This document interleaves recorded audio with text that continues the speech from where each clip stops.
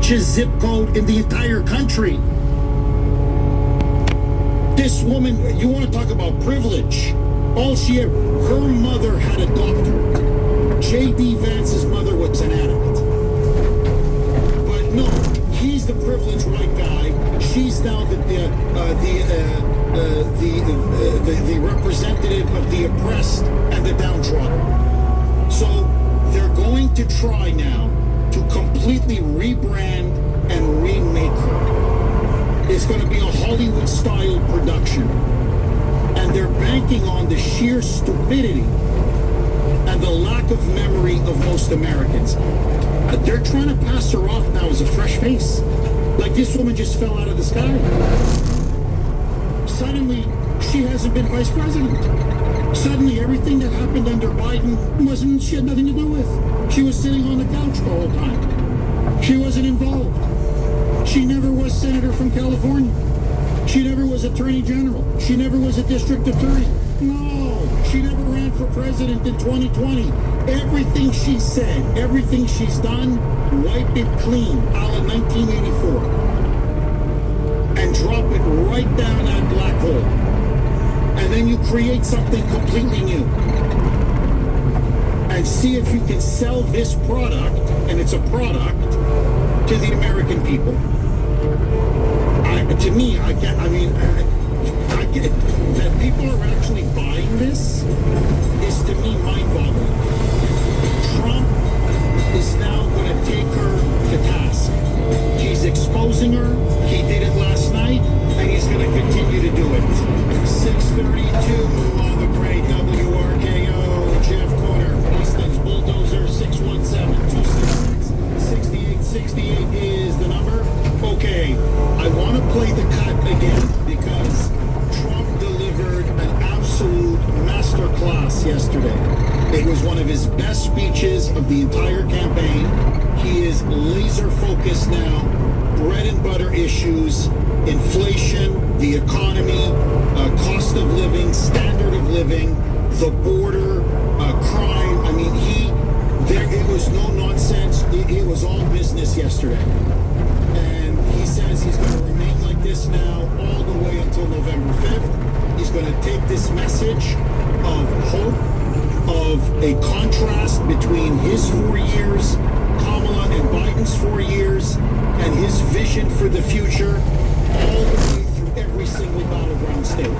So I want to play the cut again because to me, this is what the election is essentially going to come down to. Were you better off for Trump, or were you better off now under the Biden-Harris regime? Listen to Trump lay out the contrast. Roll cut to Mike. Does anyone here feel richer under Kamala Harris than you were during the Trump administration? Is anything less expensive under Kamala Harris? We had inflation that I don't believe we've ever had inflation like that. You can go back a long way. Are you better off now with Harris and Biden than you were with a person named President Donald J. Trump? You know him? He's a nice gentleman. Nice gentleman. Okay.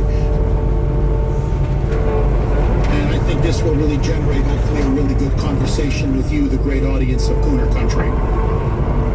Was your personal economy better? In other words, your quality of life, standard of living, was it better 4 years ago or now? When was your quality, your personal economy, your personal quality, standard of living, quality of life, when was it better?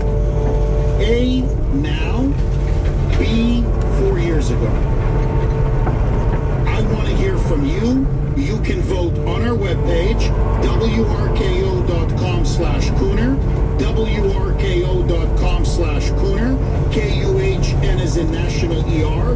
As always, you can vote on X, my handle there, at the Cooner Report, all one word, KUHN as in National. The poll question of the day is sponsored by Mario's. Mario's Quality Roofing siding and windows. Very quickly, I'll just tell you, on my side.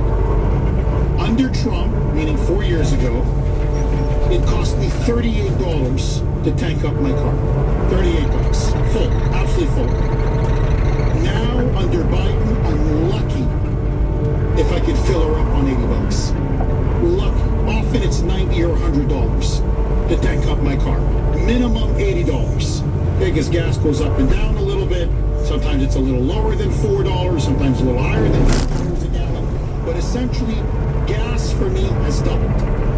Now, I drive into Boston all the time. I live out, in almost on the border with Rhode Island. So I'm tanking up pretty often. It's killing me. But what's it? Oh, but even worse, groceries. Now, I can tell you definitively, because I remember 4 years ago, I could go to the grocery store, $200, and I had a full cart. I mean, a full cart. Fruits, vegetables, meats, chicken, bread, milk, peanut butter, muffins, you name it, okay? You name it. I want to fill up my cart, $350.